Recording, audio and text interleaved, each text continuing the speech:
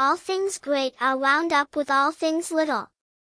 At first glance it might not seem that the decision of a certain Canadian premier to include Prince Edward Island in a political tour could have much or anything to do with the fortunes of Little and Shirley at Green Gables. But it had. It was in January the premier came, to address his loyal supporters and such of his non-supporters as chose to be present at the monster mass meeting held in Charlottetown. Most of the Avonlea people were on Premier's side of politics, hence on the night of the meeting nearly all the men and a goodly proportion of the women had gone to town 30 miles away. Mrs. Rachel Lynde had gone too. Mrs. Rachel Lynde was a red-hot politician and couldn't have believed that the political rally could be carried through without her, although she was on the opposite side of politics. So she went to town and took her husband. Thomas would be useful in looking after the horse, and Marilla Cuthbert with her. Marilla had a sneaking interest in politics herself, and as she thought it might be her only chance to see a real live premiere, she promptly took it, leaving Anne and Matthew to keep house until her return the following day. Hence, while Marilla and Mrs. Rachel were enjoying themselves hugely at the mass meeting, Anne and Matthew had the cheerful kitchen at Green Gables all to themselves. A bright fire was glowing in the old-fashioned Waterloo stove and blue-white frost crystals were shining on the windowpanes. Matthew nodded over a Farmer's Advocate on the sofa and at the table studied her lessons with grim determination, despite sundry wistful glances at the clock shelf, where lay a new book that Jane Andrews had lent her that day. Jane had assured her that it was warranted to produce any number of thrills, or words to that effect, and Anne's fingers tingled to reach out for it. But that would mean Gilbert Blythe's triumph on the morrow. And turned her back on the clock shelf and tried to imagine it wasn't there. Matthew, did you ever study geometry when you went to school? Well now, no, I didn't, said Matthew, coming out of his doze with a start. I wish you had, sighed Anne, because then you'd be able to sympathize with me. You can't sympathize properly if you've never studied it. It is casting a cloud over my whole life. I'm such a dunce at it, Matthew. Well now, I dunno, said Matthew soothingly. I guess you're all right at anything. Mr. Phillips told me last week in Blair's store at Carmody that you was the smartest scholar in school and was making rapid progress. Rapid progress was his very words. There's them as runs down Teddy Phillips and says he ain't much of a teacher, but I guess he's all right. Matthew would have thought anyone who praised and was all right. I'm sure I'd get on better with geometry if only he wouldn't change the letters, complained Anne. I learn the proposition off by heart and then he draws it on the blackboard and puts different letters from what are in the book and I get all mixed up. I don't think a teacher should take such a mean advantage, do you? We're studying agriculture now and I've found out at last what makes the roads red. It's a great comfort. I wonder how Marilla and Mrs. Lynde are enjoying themselves. Mrs. Lynde says Canada is going to the dogs the way things are being run at Ottawa and that it's an awful warning to the electors. She says if women were allowed to vote we would soon see a blessed change. What way do you vote, Matthew? Conservative, said Matthew promptly. To vote Conservative was part of Matthew's religion. Then I'm conservative too, said Anne decidedly. I'm glad because some of the boys in school are grits. I guess Mr. Phillips is a grit too because Prissy Andrews's father is one, and Ruby Gillis says that when a man is courting he always has to agree with the girl's mother in religion and her father in politics. Is that true, Matthew? Well now, I dunno, said Matthew. Did you ever go courting, Matthew? Well now, no, I dunno's I ever did, said Matthew, who had certainly never thought of such a thing in his whole existence. And reflected with her chin in her hands. It must be rather interesting, don't you think, Matthew? Ruby Gillis says when she grows up she's going to have ever so many bows on the string and have them all crazy about her, but I think that would be too exciting. I'd rather have just one in his right mind.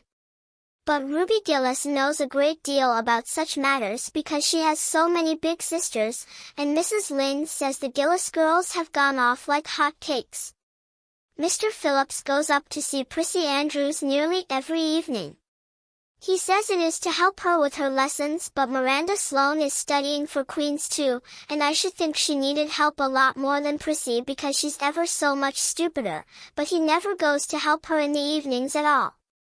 There are a great many things in this world that I can't understand very well, Matthew. Well now, I dunno as I comprehend them all myself, acknowledged Matthew. Well, I suppose I must finish up my lessons. I won't allow myself to open that new book Jane lent me until I'm through.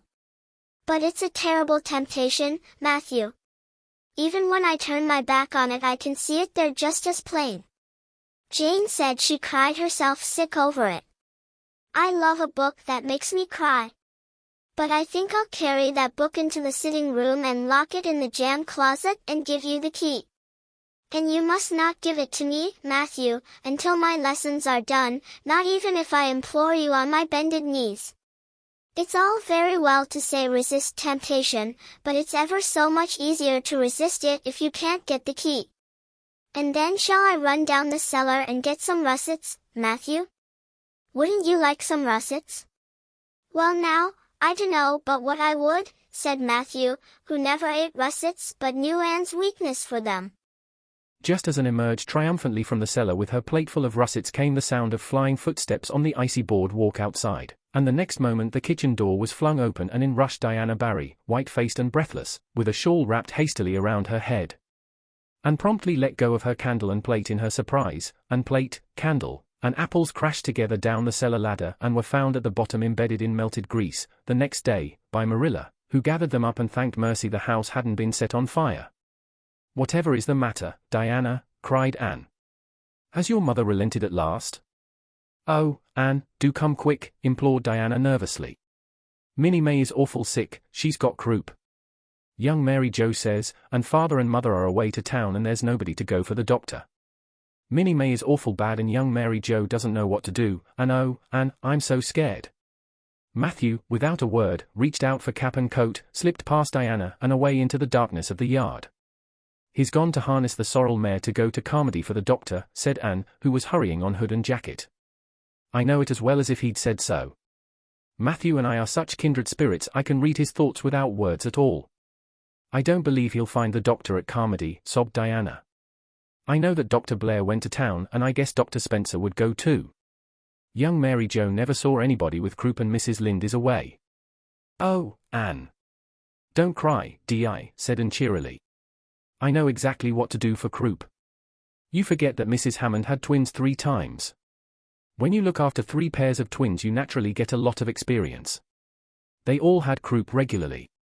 Just wait till I get the ipecac bottle, you mayn't have any at your house. Come on now."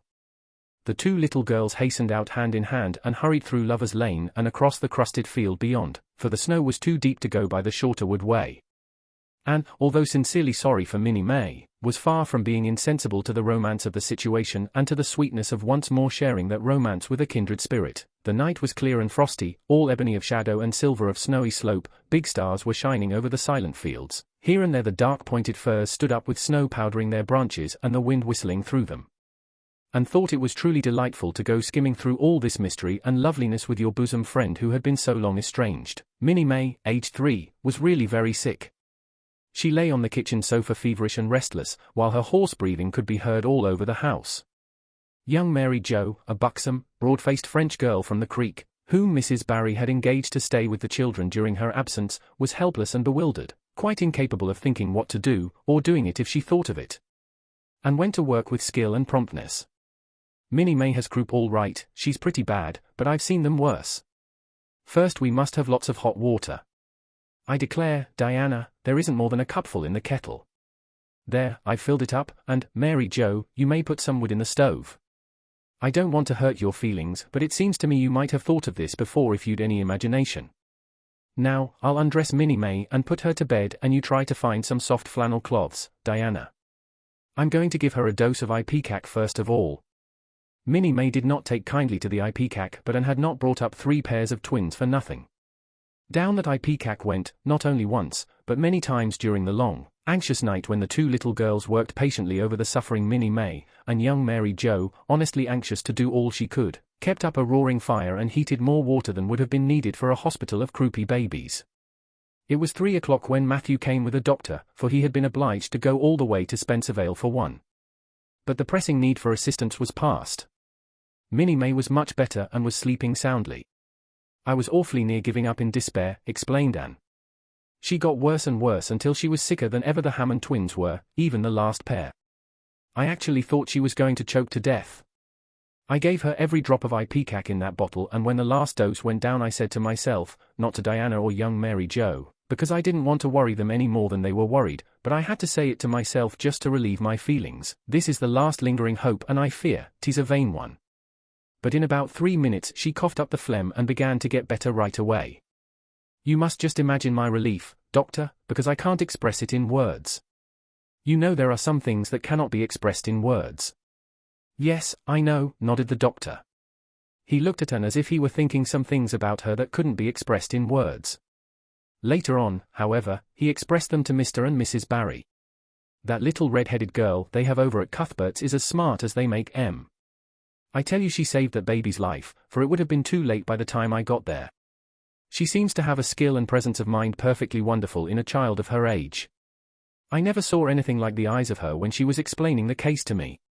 And had gone home in the wonderful, white-frosted winter morning, heavy-eyed from loss of sleep, but still talking unweariedly to Matthew as they crossed the long white field and walked under the glittering fairy arch of the Lovers' Lane maples.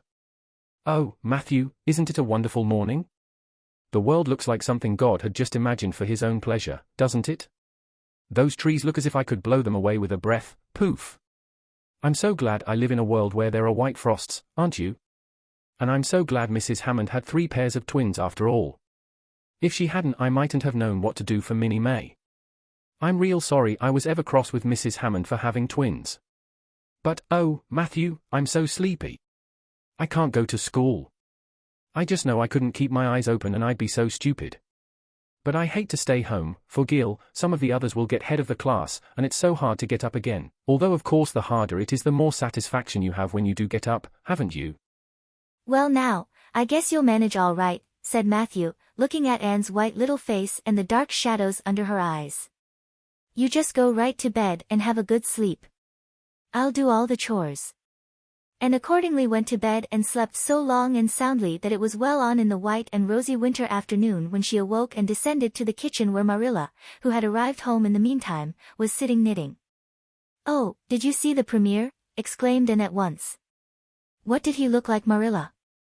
Well, he never got to be premier on account of his looks, said Marilla. Such a nose as that man had. But he can speak. I was proud of being a conservative. Rachel Lynde, of course, being a liberal, had no use for him. Your dinner is in the oven, and you can get yourself some blue plum preserve out of the pantry. I guess you're hungry. Matthew has been telling me about last night. I must say it was fortunate you knew what to do. I wouldn't have had any idea myself, for I never saw a case of croup. There now, never mind talking till you've had your dinner. I can tell by the look of you that you're just full up with speeches, but they'll keep. Marilla had something to tell Anne, but she did not tell it just then, for she knew if she did Anne's consequent excitement would lift her clear out of the region of such material matters as appetite or dinner. Not until Anne had finished her saucer of blue plums did Marilla say, Mrs. Barry was here this afternoon, Anne. She wanted to see you, but I wouldn't wake you up. She says you saved Minnie May's life, and she is very sorry she acted as she did in that affair of the currant wine.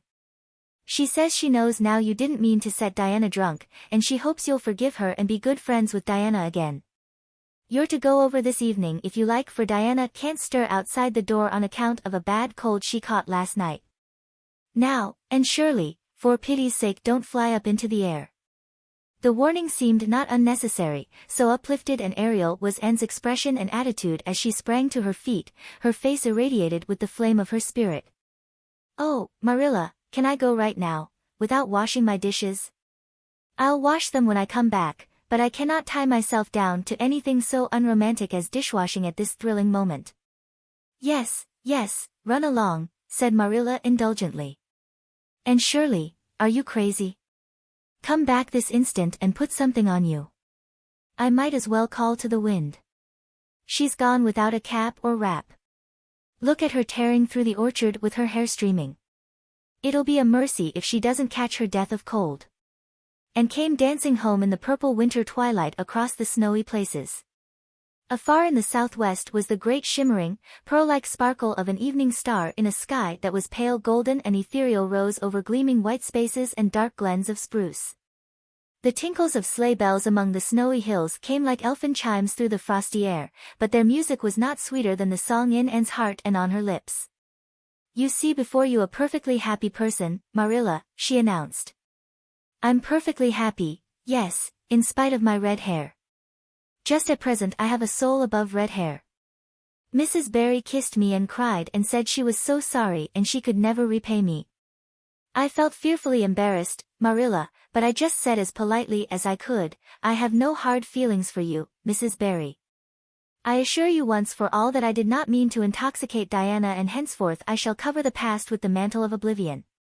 That was a pretty dignified way of speaking, wasn't it, Marilla? I felt that I was heaping coals of fire on Mrs. Barry's head. And Diana and I had a lovely afternoon. Diana showed me a new fancy crochet stitch her aunt over at Carmody taught her. Not a soul in Avonlea knows it but us, and we pledged a solemn vow never to reveal it to anyone else. Diana gave me a beautiful card with a wreath of roses on it and a verse of poetry. If you love me as I love you, nothing but death can part us two. And that is true, Marilla. We're going to ask Mr. Phillips to let us sit together in school again, and Gertie Pye can go with Minnie Andrews. We had an elegant tea.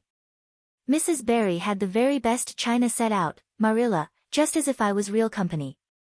I can't tell you what a thrill it gave me. Nobody ever used their very best china on my account before.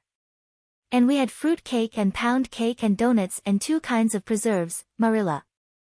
And Mrs. Barry asked me if I took tea and said, Pa, why don't you pass the biscuits to Anne? It must be lovely to be grown up, Marilla, when just being treated as if you were is so nice. I don't know about that, said Marilla, with a brief sigh. Well, anyway, when I am grown up, said Anne decidedly, I'm always going to talk to little girls as if they were too, and I'll never laugh when they use big words. I know from sorrowful experience how that hurts one's feelings. After tea Diana and I made taffy.